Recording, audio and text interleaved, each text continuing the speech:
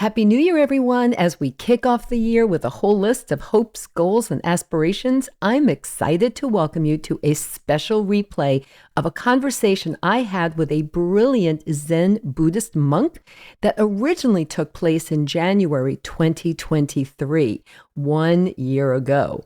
So sit back, relax, tune in, and who knows? Maybe this episode just might help you create a year filled with understanding and a bit more compassion and wisdom, and maybe a little more happiness. Oh, and I almost forgot. We're going to be making a few changes to GRUFFtalk podcast in the coming weeks, and that's all about helping you, me, and everyone else to, yep, you guessed it, age better. Stay tuned.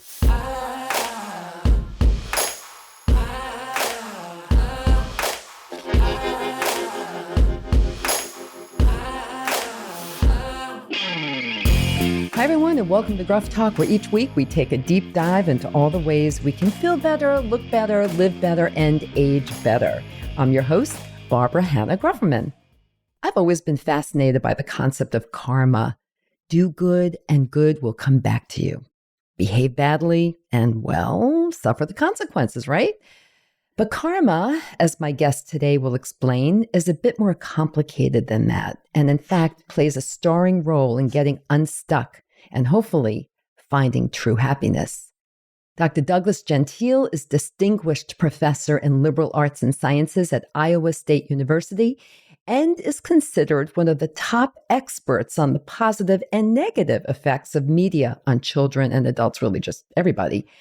But I discovered Dr. Gentile while reading an article in a medical journal which focused on his latest book about karma, about getting unstuck and finding happiness.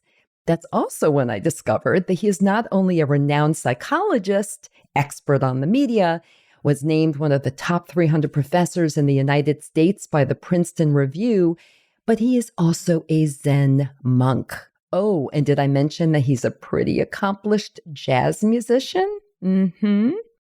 His very thoughtful and thought-provoking book, Finding the Freedom to Get Unstuck and Be Happier, delves into the many ways we all have a tendency to repeat negative patterns of behavior, very often which started way back in our childhoods, while offering ideas on how harnessing the power of karma can help reverse a lot of that negativity and bring, perhaps, some freedom and some happiness. Well, I would like to talk today with Dr. Gentile about a lot of different things because he is an expert on so many things. We're going to zero in on karma and happiness. So get yourself into a nice lotus position or just plop down on the comfy couch with a glass of wine or a cup of tea and enjoy this chat.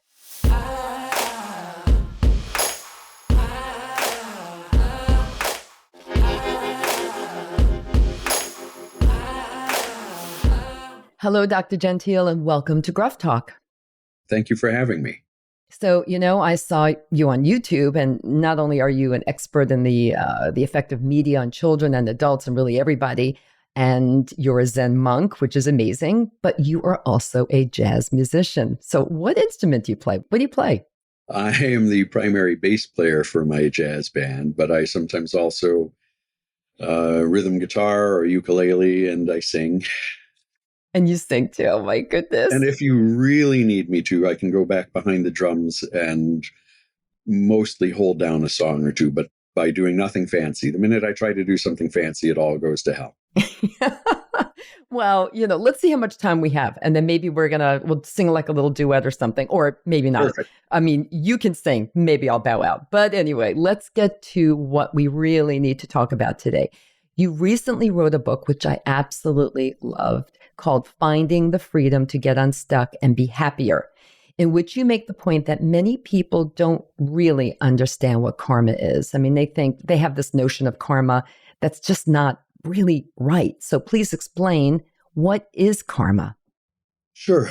Well, yeah, I think most people think of it as some type of cosmic bank account where you get good karma points that get stored up to be spent sometime in the future, or bad karma points, or They think of it as some type of seesaw, that if I do a good thing, I'll get a good thing. If I do a bad thing, I'll get a bad thing.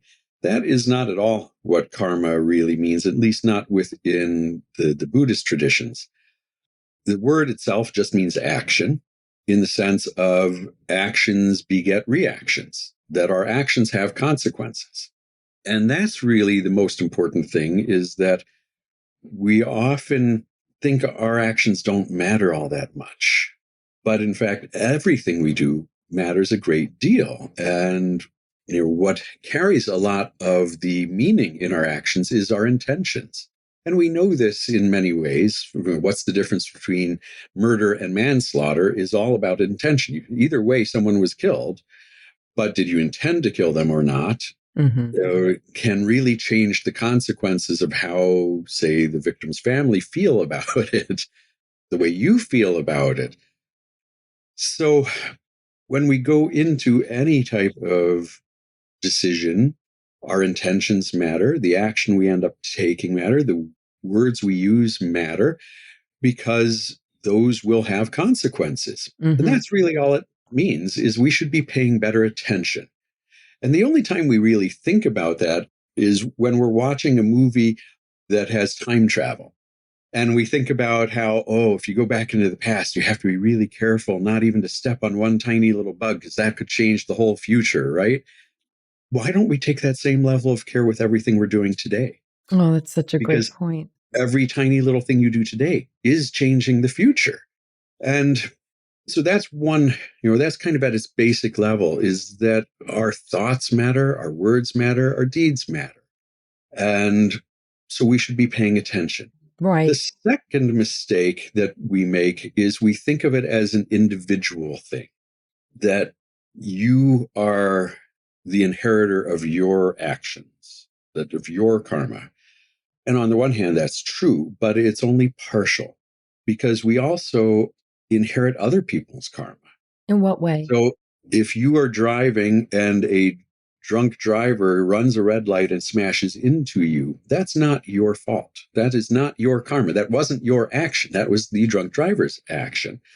And yet you will still have to suffer the consequences of that action. So we have relational karma, that the people we're in relationship with, either a close relationship or even you don't know the person, they just hit until they hit you. We can suffer the effects of their actions too, which is really important to recognize, because I have heard karma misused in a way that blames the victim too many times. If you were abused as a child, telling people that that's their karma, they must have done something bad in a previous life to deserve that. No, oh my God, what a damaging thing to say to someone. Oh my gosh, I know. It wasn't their action. It was the perpetrator's actions. They just were in the wrong place at the wrong time. And yet they still have to deal with the consequences of it, which again comes back to my main point of everything matters. Everything we do matters. I mean, we are all connected. I hate to use a kind of such a simplistic term, but we are. Well, and it's simplistic to say, and yet it's very complicated. If we've learned nothing from the COVID pandemic, and I think that's true. Yeah, unfortunately, you're right. I think we should have learned just how deeply interconnected all of us are across the world.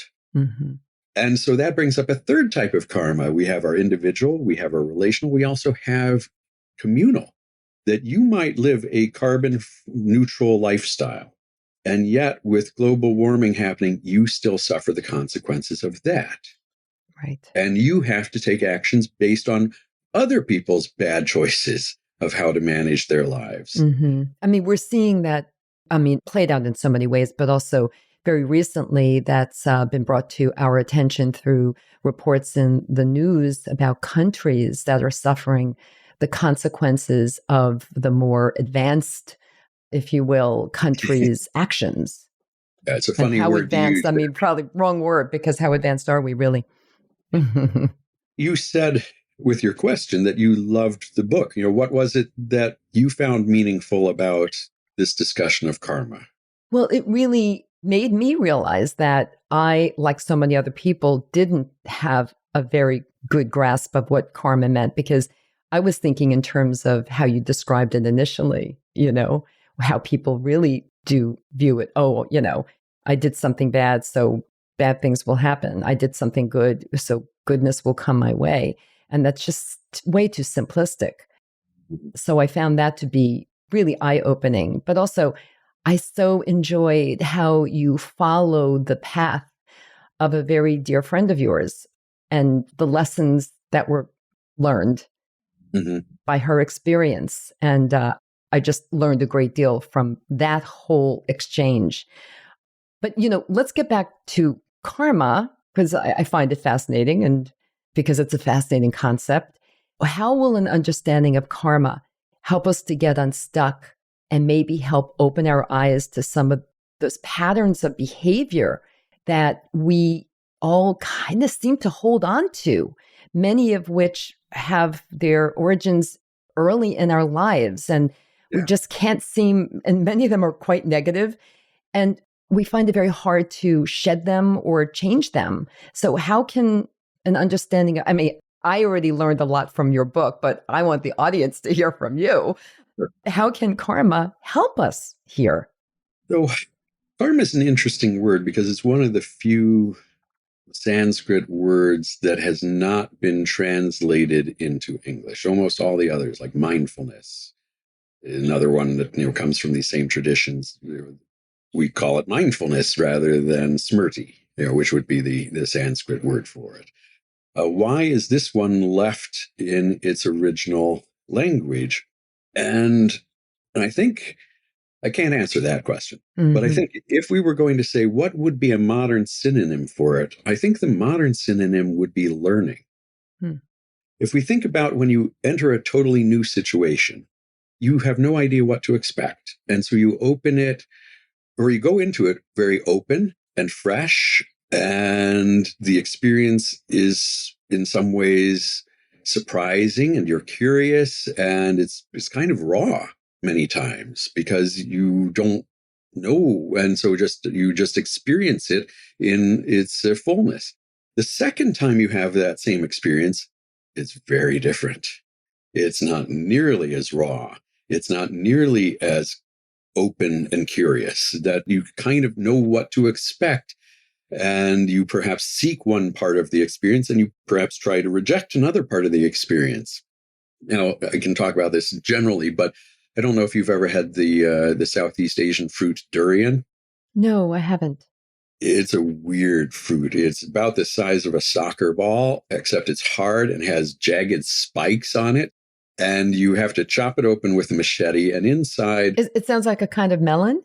It's not. Inside there are 3 seeds, usually. Maybe it might not always be 3, but they're about the size of a man's hand. And covering the seed, or the stone of the seed, is the meat of the seed, which is kind of a custard-like substance. And its smell is usually described as a combination of skunk, sewage, wet dog. Oh, lovely. Yummy. And the flavor is kind of like smoky, sweet scallions. And so it is a sensory overload. And people generally love it or hate it. And so the first time I had it, I was like, what the heck is this? This is a weird texture. That flavor does not match the smell. And that smell is really difficult. And it lingers for hours, by the way, after you've had it. So if you don't like it, that's difficult for you. The second time I had it, I've had it 4 times now. I'm clearly in the I don't like it because it never gained a taste for it. But the second time, I didn't approach it nearly as openly. And I just had one taste and then went, no, I still don't like it. And, that's it. That's karma. That's the effect of we took an action and there's a consequence of the action. Sometimes that consequence is just inside the individual like that. You like it or you don't like it. Sometimes the situation provides a consequence where it rewards you or punishes you or opens up other opportunities or closes off opportunities to you. And we learn from that. And so Sorry, then, doctor, it begs the question, why do you keep on trying it? You said 4 times, and you're clearly in the I don't like it yeah, well, there are club. two reasons. When I was working in Singapore and having these experiences, some people told me it's an either you love it or hate it. And other people said, An acquired taste. acquired taste. And so I tried it enough times to realize I am not acquiring Okay, this so you're taste. done, right? Like I'm done. you're not having this anymore. I'm not having it anymore. But also, I come from a family, my uncle, he's traveled all over the world and he always wants to have the weirdest thing. And then his reaction, if his reaction is, oh my God, that's terrible, his reaction is, I'll have another. Because he wants to know, does he really hate it or is he missing the I point? love that about him. Yes, I do too. I And think so that's great. I have a little bit of that in me. It's like, it can't be that bad. I'll have to try it again. Let me see. exactly. Yeah. Could this really be this terrible? I don't think so. Let's have a second one and see if it's really just as bad. That's great. But let's get back to about those negative patterns of behavior that you write about in the book so well. And it's like, again, how do we apply karma? Like, how can it really help by having a better understanding of what karma really is, as you've been explaining, that will help us to Right. better understand these patterns of behavior and maybe help us to get rid of them or at least acknowledge and understand Undermine them. them. Yeah. Mm-hmm. Yeah. Undermine their hold on us, at least.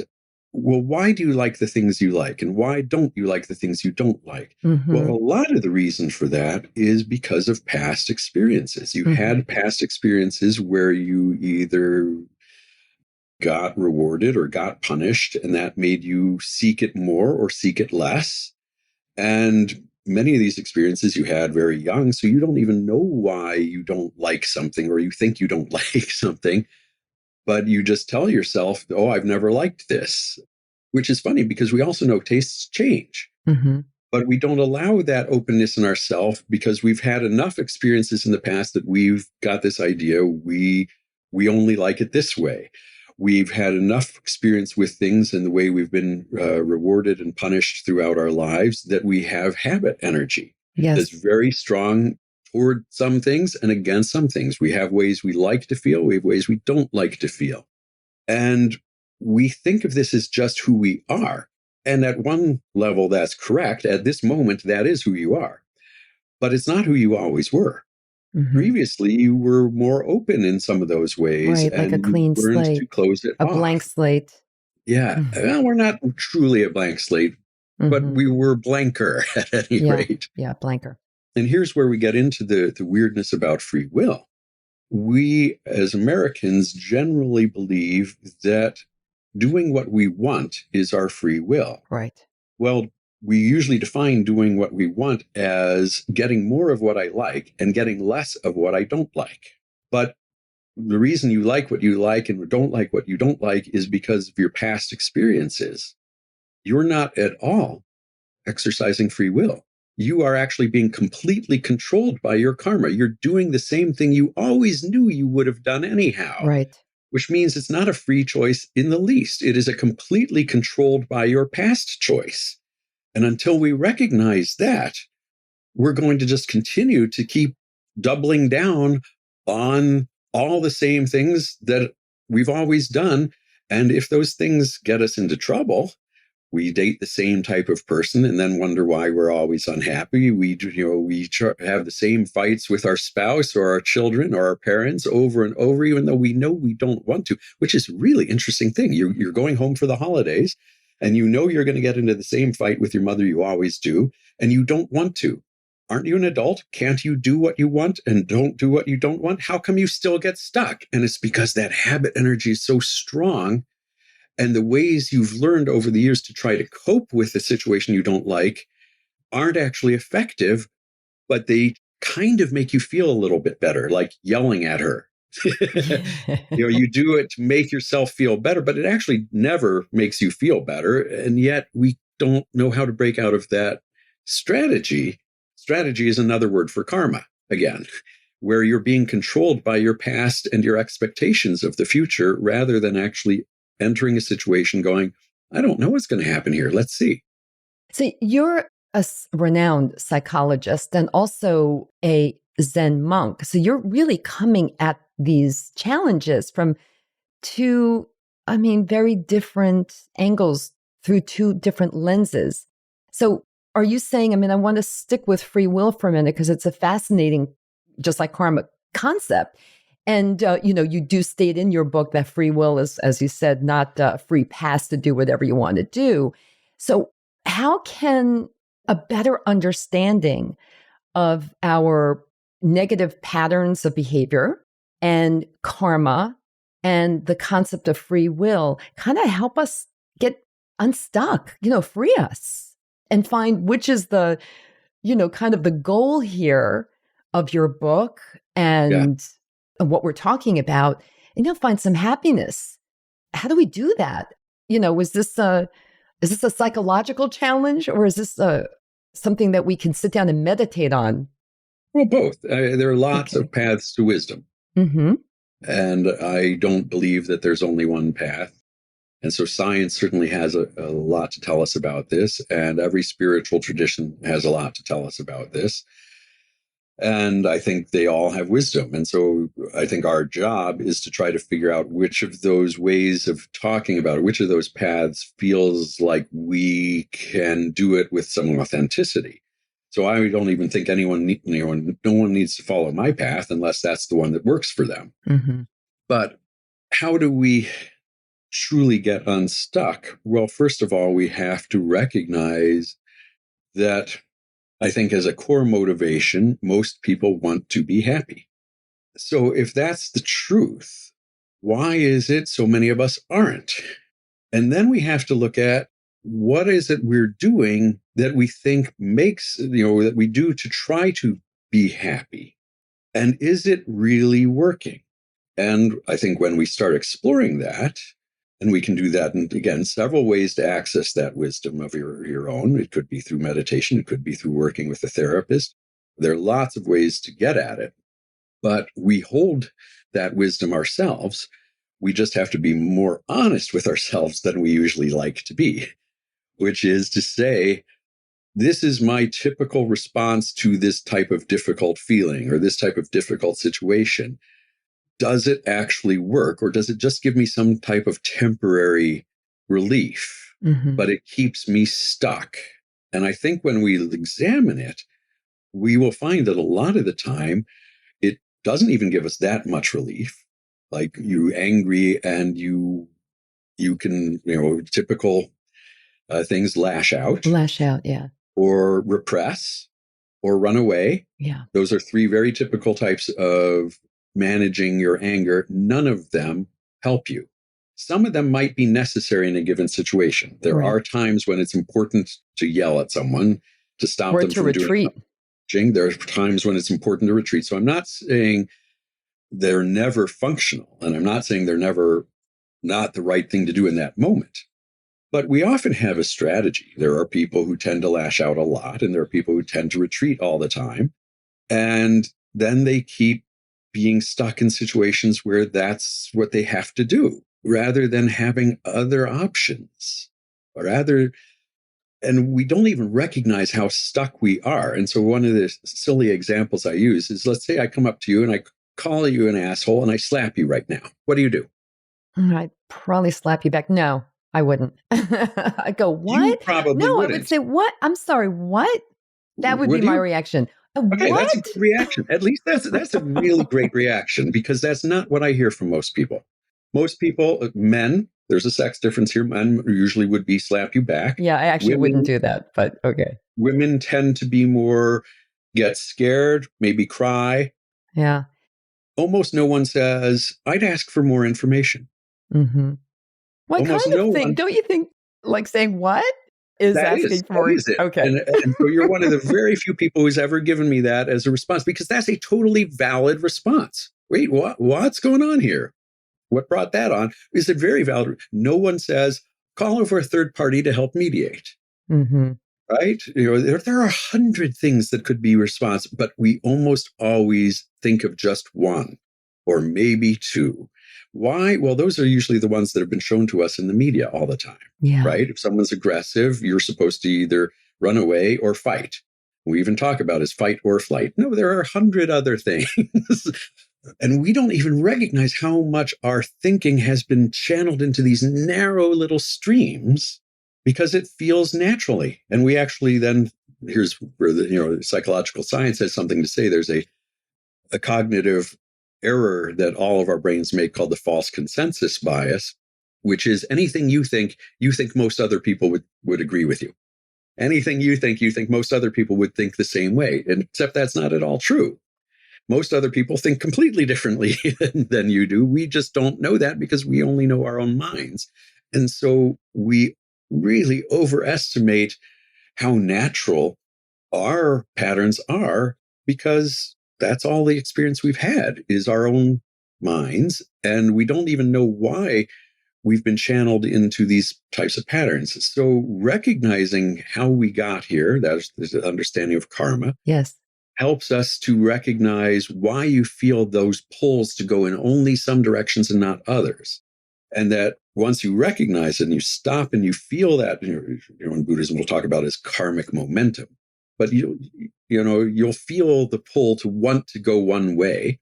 Just putting that pause in there, that's already a tremendous success. Mm-hmm. Mm-hmm. You almost always go with it mm-hmm. because it feels like the right thing. But that's why we stay stuck. So putting that pause in, that helps. Now you have a chance to actually make a free choice. So again, a very pedestrian example. I'm one of those types of people who I go into a restaurant and I try things until I find the thing I like best. And then I only ever order that thing for years. And so I have restaurants where I walk in, they don't even hand me a menu. They know what I want. And I tip them very well for that. And I'm going to tell you that's my free choice. It isn't. It is never a free choice because I'm not choosing. I'm just going with what I already know I like. And so that's me being controlled. So what would be a free choice? Would be walking in, looking at the menu and choosing something I think I'll hate. That's the clearest example of a free choice, is going against your momentum. Now, it doesn't have to be choosing something you hate. It could be choosing something that I just don't know about. All right, I'll try this today. Yes. That's a free choice. It could even be choosing the same thing you always do, but you've got to stop the momentum, say, I always get this. Let's look at the menu. Does something else seem interesting to me today? And if at the end you go, no, I still want that, at least at that point, now it's actually a choice. It's a choice. I see the difference. A big difference. It's a huge difference, only we won't usually recognize that because we just go with what feels right, which is all for your conditioned behavior from the past. And what feels comfortable, because really so many of us just don't like the unknown, as Right. we know. That's a big thing too. I want to talk briefly about a new study that came out that suggests that people with high levels of stress and really who doesn't have, so I guess all of us may be at greater risk for depressive symptoms. So, depression, but depression seems to be less severe in those who observe the 5 precepts of Buddhism, Mm-hmm. which is the fundamental system of ethics for the religion's followers, right? What are those 5 precepts, and what are your thoughts on that study? Yeah. So the 5 precepts can be phrased differently, but in general, they are refraining from killing and promoting life is the first one.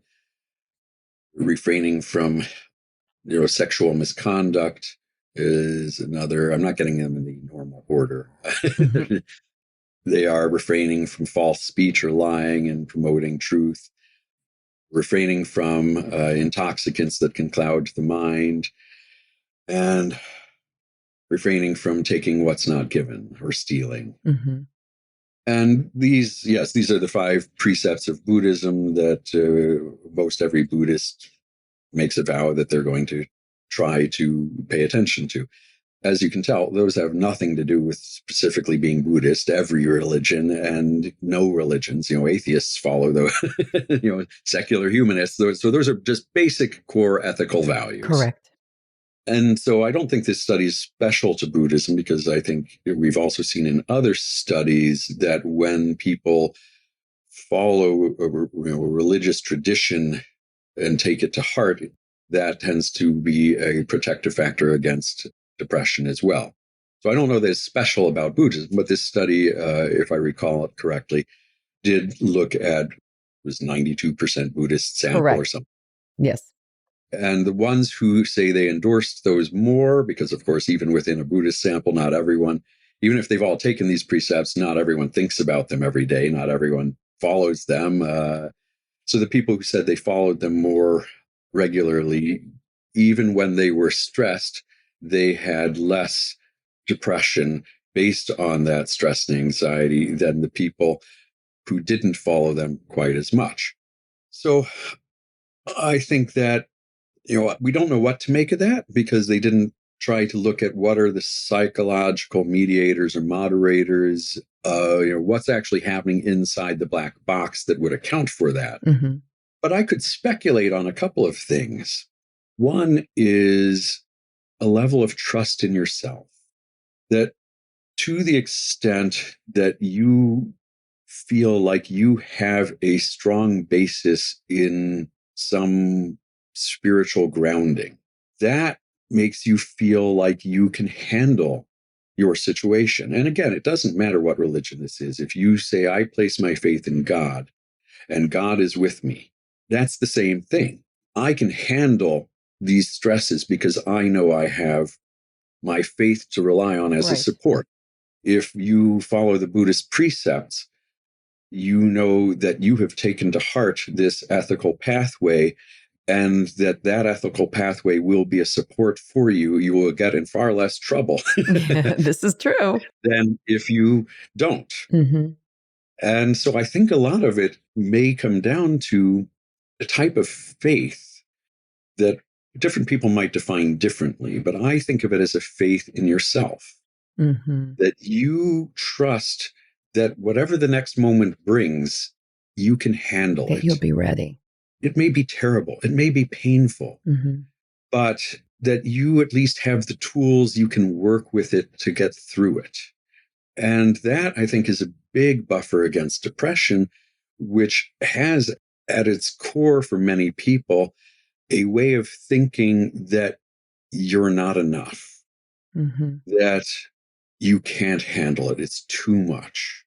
And you're never going to feel better. I mean, once you get into depression, I've had depression, it gets this cycle of thinking that I've never felt this bad in my life. Nothing can fix it. Nothing can make it better. And, that's where medications and therapy are so useful, is because they actually help you to recognize, no, this is just a disease. And with the proper treatment, it can get better. But when you're in it, this is why so many people don't get treatment, because part of the way this disease works is it changes your thinking to believing nothing can help. Right. So I think if you have a strong foundation in whatever it is, in yourself, in your God, in your spiritual path, that is going to give you some buffer that even at intense levels of stress and anxiety, you don't fall into depression. Mm-hmm. Mm-hmm. Now, that's just my hypothesis. I haven't studied that myself, but that's what makes sense to me as a psychologist. Yeah. And it makes sense to me as well. And also, this whole study of faith and the role that faith can play in people's lives to actually age better. We know this to be true. And also because the sense of community that people have. Mhm. I mean, what you were just describing sounded like much more of an individual experience, but it seems to fall in line very much with all the other previous studies about some kind of faith and just feeling more prepared for challenges in life. And you're exactly right that Yeah. there are all these other things, that if you're part of a faith community, that, that provides other protective factors. And you're right, my focus is on the individual, partly because the Buddhist path tends to recognize that no one can really teach you anything. You have to figure it out for yourself. We can give you words to help guide you. We can give you feedback, but ultimately your awakening is your awakening.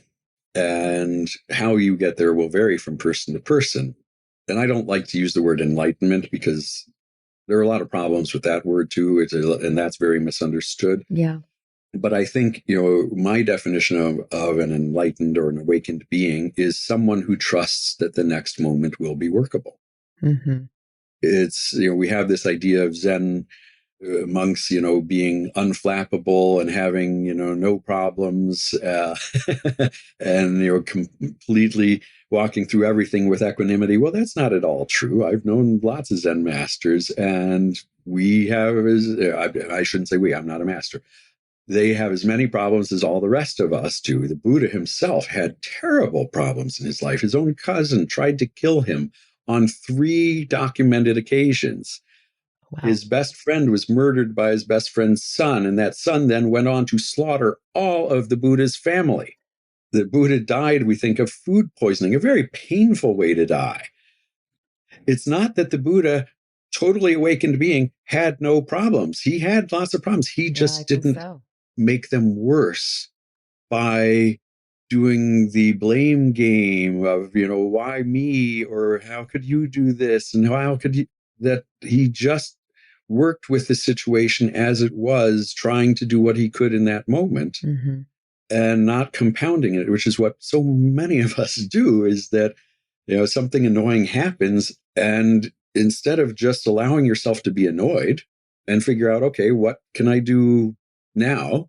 We get into these cycles of praise and blame, and why did you do that to me? And then we're into a retributional cycle many times, and that's, of course, going to definitely make things worse. Yes. Or we get into this victim mentality, that I don't deserve this. In either case, you're not actually working with the situation as it is. You're off in some fantasy land of your own making, which is not going to actually help anything. And again, this is where we miss the opportunity to actually make things better, and we stay stuck. We stay stuck.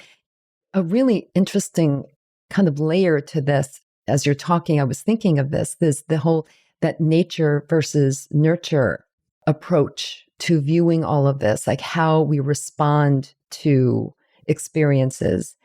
A lot of us pop out a certain way, maybe being more open or optimistic, others, more pessimistic or reserved, or whatever, you fill in the blank. And then obviously the nurture part is the life experiences that we've had, like what you've been talking about, that create those negative patterns of behavior or contribute to them anyway. So it's really interesting to me. It's so complicated. I mean, we could go on and on about this, or on. And I have so many questions about that. But I do want to get back to this whole, I guess, goal of happiness, because that's really what caused me to pay attention to your book. It was in the title. And then, of course, I read about it. And then I actually read the book. And now I'm talking with you about it. So let's get back to happiness. So should happiness, in fact, be the goal? Or should contentment be the goal? And is there a difference in your mind? This is a question of semantics, and it's a place where semantics matter a lot, I think. The typical American definition of happiness tends to be some type of high energy peak experience, the top of the roller coaster. Mm-hmm. Winning the lottery. And it's not that those things aren't a type of happiness, but just by their very nature, they are unsustainable. Yeah. And the research that's come out in the positive psychology literature over the past 25 years has made it clear that those actually don't make us very happy. Winning the lottery makes you happy for a little while, and then you go back to being just as unhappy as you previously were. It's sometimes called the hedonic treadmill. Yes. That all the things we think will make us happy don't do it in any way that changes your baseline. And people do seem to have, coming to this nature nurture part, people do seem to have kind of different baselines. So how do we shift the baseline? And that's a very important question. And it comes from, the research is somewhat divided on this. Buddhism thinks it has an answer for this, and I'll give you that answer too. But the psychological research tends to show it comes from things like thinking of others. There is a great study by Sonia Lubomirska, a distinguished professor at University of California, Riverside, that I worked with for a little bit, where she randomly assigned college students for 2 weeks to do one of three things. Once a day, do something nice for someone else. Could be as minimal as holding open a door for them, or as giving them a cup of coffee, or, any minor thing. But once a day, do something nice for someone else. The second group, do something nice for the planet. So once a day, pick up a piece of trash, or turn off light, or ride your bike when you could have driven, whatever it is. The third, do something nice for yourself once a day.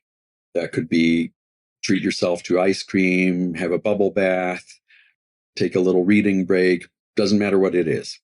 She measured their happiness at the beginning of the study, at the end of the study. At the end of the study, the people who had done something nice for other people once a day, much happier, more content, less anxious. People who'd done something nice for the planet were happier, less anxious. The people who'd done something nice for themselves once a day, no benefit whatsoever. Mm-hmm. Wow. Mm-hmm. Incredible. All these things we hear about self-care are wrong. Well, or not wrong, they're misguided. Other care is self-care. But just doing something selfish that you think of as nice for yourself is not actually self-care. It's just doubling down on the things that already make you selfish and keep you stuck. I want to stop right there. I am really taken by what you just said. Other care is self-care. That's brilliant. I am hoping that everyone is going to hold on. If you don't remember anything, everyone, remember that. That was great. I am going to make that one of my new mantras. Other care is self-care. And I'm familiar with the study that to which you referred. And it's, it was really incredible. But expand on that. So as a psychologist, why do you think this is? Is there some reason? Well, yeah, shouldn't be surprising again, because in your own experience, when you've done things that are truly helpful for other people, you feel good. Mm-hmm. And of course, yes, we can get into the really pedantic argument. Well, is anything really altruism then? Mm-hmm. Yeah. That's irrelevant. That's the type of thing pointy-headed academics like me love to argue about that really are not worth arguing about. Okay. The empirical fact is, when we are actually truly thinking of others, we feel better ourselves too. And so why is that the case? Well, I think partly because it recognizes the reality of who we are. We aren't independent beings, as you mentioned earlier. We are all connected. Buddhism doesn't have the concept of sin per se. The closest thing to an original sin in Buddhism is called ignorance. And what is that core ignorance? What is it we're ignorant of? And the core ignorance is Buddhism is that we believe self is separate from other. And the minute we feel that, we're already mistaken, and we will start doing things. Then everything becomes transactional. The minute I think of you as different from me, as other than me, now you can be a threat, or you can do something to me. You can be an object that gratifies me in some way. And the minute we treat people like that, they are more unhappy and we are more unhappy. And so all these things we do to try to get what we want from others, we are much more likely to make ourselves and them unhappy, because it's based on this simple ignorance that we aren't really separate.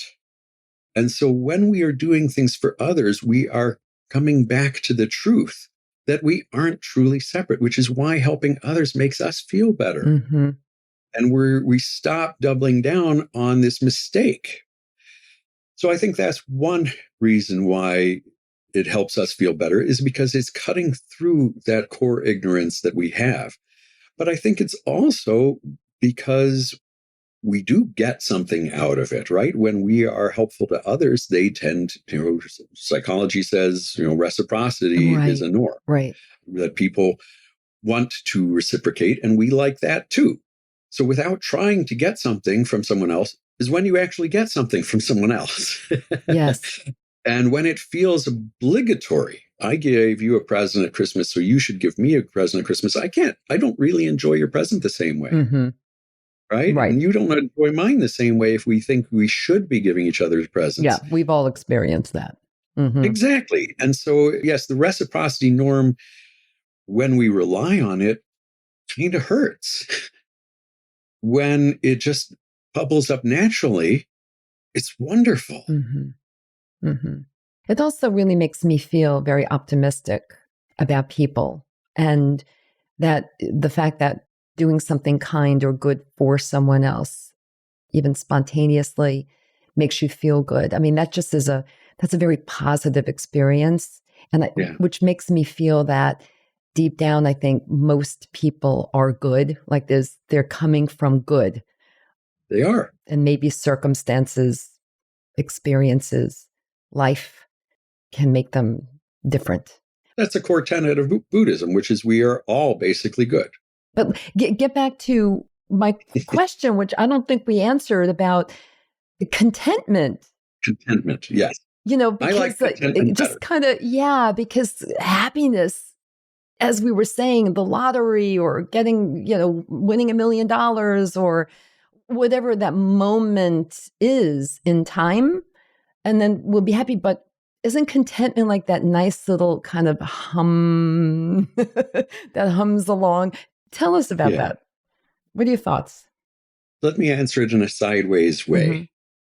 If we recognize that all the way things are in the world right now, that could be from the minor things like the aches and pains I feel, it's to the war in the Ukraine, to suffering of displaced persons, to political strife, all the things that are in this moment are there because of actions and decisions and causes and conditions in the past, right? For anything to be different right now means something would have had to have been different in the past. Right. Again, this is a karma teaching, right? The actions taken in the past and the causes and conditions of the past condition this moment to be the way it is. So there's absolutely no possible way for this moment to be other than it is, which in a funny way means everything is perfect right now. Everything is exactly how it has to be. There is no possible way for it to be any other way. So in fact, it's perfect. Now, that doesn't mean injustice doesn't exist. That doesn't mean suffering doesn't exist. But if I'm sitting there angry about how things are, I'm kind of putting my effort into the wrong place. If I accept that things are difficult right now because they need to be difficult right now, okay, I am all of a sudden back to contentment, which means I'm in a much better place to actually put my effort into action in a way that might change the future in a positive direction. Mm-hmm. Yeah.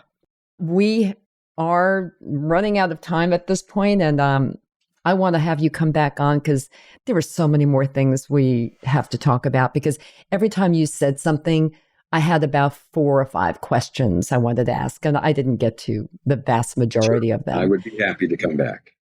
Do you have 3 key takeaways that you really want everyone to remember from today's conversation? But we covered so much. I don't know how you could distill it into 3. But if you don't mind doing that, I would like to for sure offer one up right now. And it's what I said before. Other care is self-care. That just was so powerful to me, and something that I'm going to be sharing when I start to, talk about this episode. Thank you. What would you like to add to that? Well, I think a core message I have is you are enough. You always have been. You always will be. And that we can learn to trust that. And it's really funny because we think we learn from our experience, but this is a place where we don't seem to. Your whole life, you've had great things happen. You've had horrible things happen. You've had things happen that you wish would never happen to anyone. Right? We've all had lots of different experiences. And you're still here because you've gotten through it. You were enough. It might not have felt like that, but in fact, you had what it took to work with your own experience. I don't mean without scars. We all get scarred, right? I don't mean without consequences. Here's a part of karma. When things happen, there will be consequences, and some of those we may carry with us forever. But that doesn't mean there's something wrong with you. You actually have always had what it took to get through and manage and handle all of your experience. So why are we so scared that the next moment is going to bring us an experience that somehow we can't handle? Your actual lived experience, your whole life, is you have been enough. Why don't you trust that? Thank you for that. This is a message that people really need to hear. Thank you for that. So you will come back. We'll pick up on this conversation. I'm wishing you all the luck in the world. You don't need luck, but good wishes for your next book, which I'm really eager to read and to hear that it's going to be published. And when? First, I have to write it. Yeah, you will. It's a great concept. So please do. And thank you again. Thank you so much for joining me. My pleasure. Thanks for tuning in, everyone. If you enjoyed this episode of Gruff Talk, please do 2 things. First, share it with all your friends and family, and subscribe to Gruff Talk wherever you listen to podcasts, including YouTube, so you never miss a single episode. Until next time, remember this: we can't control getting older, but we can control how we do it. Talk to you soon.